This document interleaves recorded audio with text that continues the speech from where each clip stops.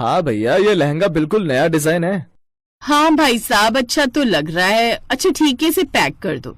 अरे देखो, रमेश की बेटी दुकान पर बैठी है। अब लड़कियां दुकानें भी चलाएंगी क्या? सही कहा बहन, बेटियां दुकान पर बैठेंगी तो घर का काम कौन करेगा? ये बात सिया और रमेश सुन लेते हैं और उनकी बात सुनकर सिया कहती है, चाची पढ़ाई भी की है और पापा के काम में हाथ बटाना भी जरूरी है। क्या बेटियां सिर्फ रसोई तक ही सीमित रहें? ये जरूरी तो नहीं। अगर व्यापार के काम में भी हाथ बटा लिया तो कौन सा गुनाह कर दिया। ये लो जी, देख लिया फर्क? कितना फर्क पड़ता है। देखो तो कैसे कैंची की तरह जुबान चलने लगी इसकी। सिया बेटी, अब तुम घर जाओ। लेकिन पापा। लेकिन वेकिन कुछ नहीं, कहा ना दादी के साथ घर जाओ। और हाँ, अब से दुकान पर काम करने के लिए आने की भी कोई जरूरत नहीं है। घर रहकर घर के कामकाज सीखो। और वैसे भी तो तुम्हारी जिद के आगे मुझे झुकना पड़ा, नहीं तो हमारे यहाँ बेटियां दुकान पर कभी नहीं बैठती। चेहरा लटकाए वो बेचारी घर आ जाती है, जहाँ उसकी चाची उससे कहती है, जाके तू सब्जी काट दे, दुकान मेरा बेटा अर्जुन संभाल लेगा। लेकिन चाची, जब अर्जुन दुकान संभाल सकता है तो मैं क्यों नहीं संभाल सकती? मैं भी तो पढ़ी लिखी हूँ ना। तभी अर्जुन आ जाता है।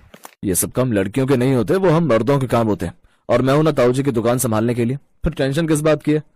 सिया अपने माता पिता की इकलौती बेटी थी और उनके घर में उनके चाचा चाची और उनका बेटा अर्जुन और छोटी बेटी पूनम रहते थे। उसकी चाची रोमा बड़ी ही चालाक थी। वो अक्सर अपने बेटे को उस दुकान में जानबूझकर भेज देती थी। रमेश भी उसको अपने बेटे की तरह ही रखते थे। रमेश ज्यादातर कपड़ों की दुकान पर ही बैठता, इसलिए किराने की दुकान पर अपने भतीजे को बिठाने लगा। अपने पीछे से दुकान की सारी जिम्मेदारी अर्जुन के ऊपर ही छोड़ देते थे। फिर एक रोज, जी बोलिए, क्या चाहिए आपको? 10 किलो आटा चाहिए और 5 किलो चावल। अच्छा ठीक है, मैं लेकर आता हूँ। अर्जुन 10 किलो आटा और 5 किलो चावल तोल कर लाता है। 500 आटे के हो गए और 250 चावल के। क्या? लेकिन इतने पैसे क्यों? पिछली बार तो आटा 400 का दिया था रमेश भाई साहब ने और चावल 200 के। अरे अंकल, अब महंगाई बढ़ गई है, इतने की तो हमारी खरीद नहीं है। वो औरत अर्जुन को ज्यादा पैसे देकर चली जाती है, जिसमें से अर्जुन बाकी पैसे तो गले में डाल देता है, लेकिन ऊपर की कमाई के 150 रुपए अपनी जेब में।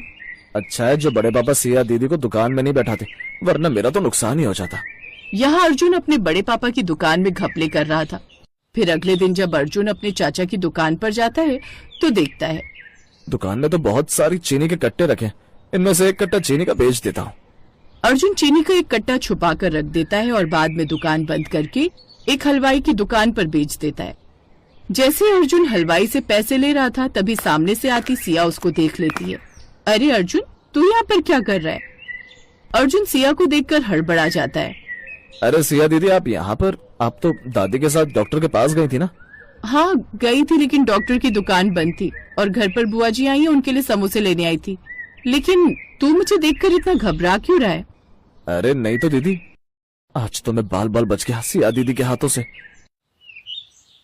और ऐसे ही एक दिन रोमा अपनी जेठानी से कहती है, अरे दीदी, आप कहाँ जा रही हो? आज मेरा मन बाहर घूमने का कर रहा है, तो सोचा बाजार से सब्जी ही ले आऊं। अगर ये सब्जी लेने चली गई तो इनको पता चल जाएगा कि मैं सब्जी में पैसे बचाती हूँ। तभी रोमा अपनी जेठानी से कहती है, अरे दीदी, आपका बाहर ही जाने का मन है तो आप मंदिर चली जाओ, सब्जी मैं लेकर आ जाऊंगी। आप क्यों परेशान हो रही हो? आप मुझे पैसे दे देना। रोमा के कहने पर उसकी जेठानी उसको सब्जी के लिए 800 रुपए दे देती है। फिर वो मंदिर चली जाती है और रोमा बाजार चली जाती है। भैया, ये आलू कैसे दिए? बहन जी 100 के 5 किलो। नहीं भैया, मैं तो 100 के 8 किलो लूंगी, देना है तो दो। ठीक है बहन जी, ले जाओ। इस तरह रोमा सब्जी के मोल भाव करके हर बार की तरह इस बार भी सब्जी में से पैसे बचा लेती है। और कुछ दिन बाद अर्जुन के पास एक फोन आता है। अरे हाँ, मैंने 5 किलो बेसन और 10 किलो तेल सब निकाल कर रख दिया, शाम को लेता आऊंगा।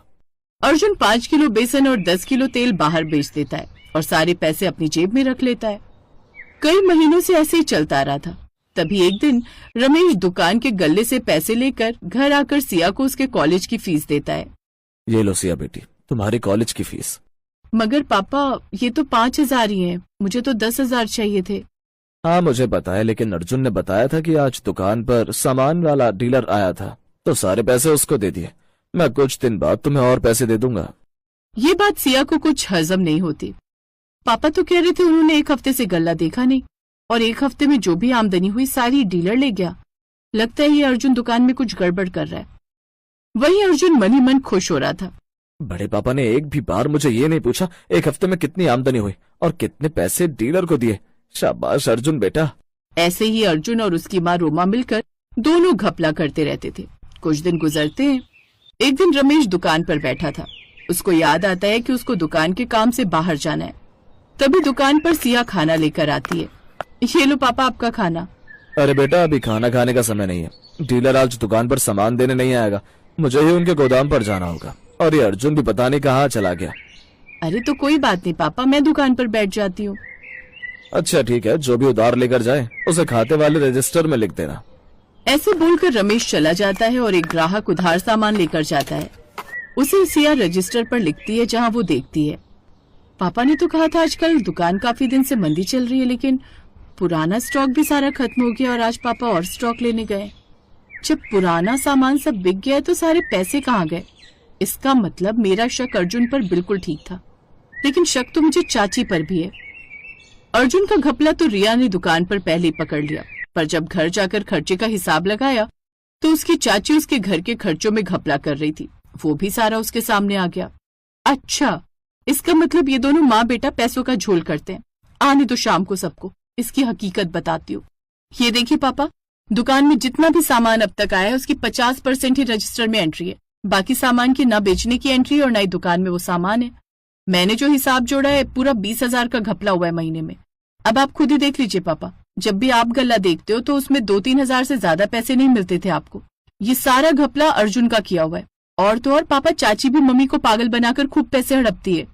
रमेश सिया की सारी बातें समझ जाता है और गुस्से में अर्जुन से कहता है, तुम्हें मेरी दुकान पर बैठने की कोई जरूरत नहीं है। आज से मेरी बेटी ही दोनों दुकान संभालेंगी। अरे बड़े पापा, ऐसा कुछ नहीं है जैसा आप समझ रहे हैं। चुप करो नालायक, तुम्हें अपने बेटे की तरह रखा था मैंने, और तुम माँ बेटों ने ये सिला दिया। हाँ? अब से रमेश अपनी बेटी को दुकान पर बिठाने लगा और दुकान का सब लेखा जोखा सब सिया के हाथों में दे दिया। रोमा और अर्जुन को अपने किए पर बहुत पछतावा होता है।